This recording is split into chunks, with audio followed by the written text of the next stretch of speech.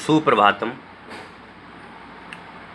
M लता संस्कृत विद्यापीठ लोहिना के शास्त्री प्रथम वर्ष के विद्यार्थियों के लिए तत्वार सूत्र ग्रंथ के आधार पर आज अपनी चर्चा चलेगी।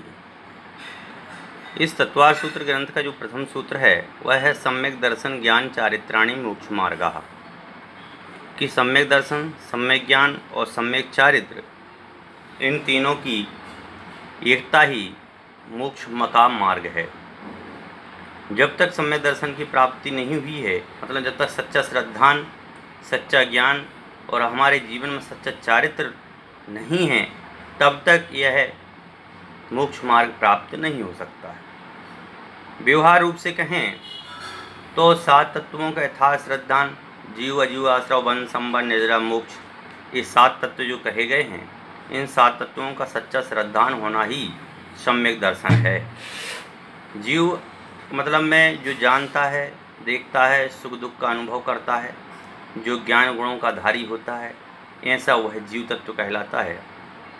और जो जीव अजीव का है कि जो जानता देखता नहीं है, सुख दुख का अनुभव नहीं करता है, वह अजीव है। कर्मों के आने के द्वार को आश्रव कहते हैं, और कर्मों का आकर के रुकना सुबंध है, और कर्मों का और नहीं आना उसका नाम है संबर, और कर्मों का एक देश क्षय होना उसका नाम है निर्जरा, और कर्मों का संपूर्ण क्षय होना उसका नाम है सम्यक, उसका नाम है मोक्ष।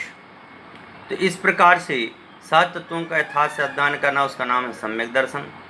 और निश्चय की दृष्टि से देखें तो परद्रव्यों से भिन्न आत्मा की रुचि, परद्रव्यों से भिन्न सम्यक ज्ञान कला है कि भाई 5 जो अन्य द्रव्य हैं, जीव द्रव्य के अलावा अन्य अलग द्रव्य हैं, वह मेरे नहीं हैं। इस प्रकार का स्वरूप का जो भान है, उस भान का नाम ही है मोक्ष, सम्यक दर्शन। सम्यक ज्ञान क्या है? 7 तत्वों का सही ज्ञान होना, उसका नाम है सम्यक ज्ञान।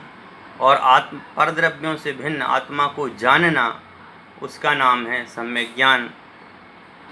2 बातें कही, एक तो 7 तत्वों का सही ज्ञान कि भाई जीव तत्व का यदि ज्ञान हो गया तो हमें भेद विज्ञान प्रकट हो जाना चाहिए कि यह हमारा जीव ही है और अन्य परद्रव्य मेरे नहीं हैं, मैं इन सब परद्रव्यों से कैसा हूँ?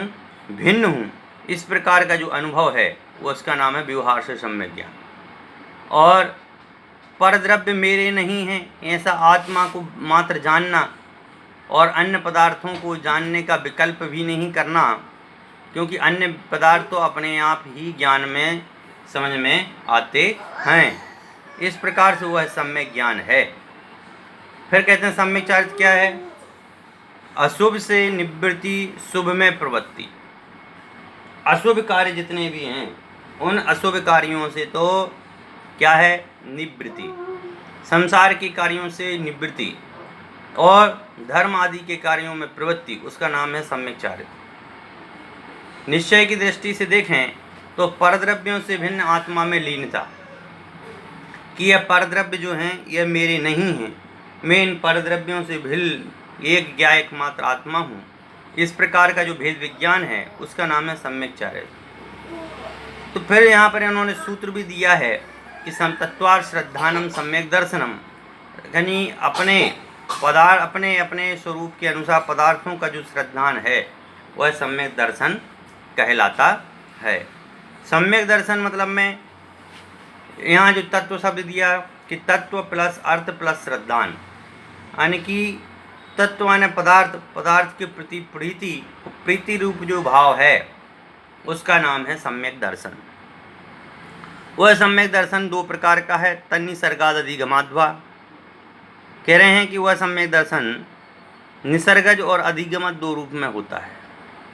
निसर्ग सम्यक दर्शन जो होता है वह स्वभाव से होता है, पूर्व पर्याय में, कि जैसे हम पूर्व में भी मनुष्य थे, वहाँ हमने धर्म आदि कार्य किए, उन धर्म के कार्यों के कारण से आज जो शुभ रूप प्रवृत्ति हो रही है, यह जो अपने आप सम्यक, क्योंकि ये निसर्ग सम्यक दर्शन जो है यह सम्यक दर्शन स्वभाव रूप है, यह पर के उपदेश की आवश्यकता नहीं है, दूसरों के ज्ञान की आवश्यकता नहीं है, अपने आप होता है। जैसे कांटे में नुकीलापन अपने आप होता है, वहाँ कोई करता नहीं है, वैसे ही जो स्वभाव से सम्यक दर्शन होता है वह अपने आप ही होता है, अन्य किसी परद्रव्य की आवश्यकता नहीं है।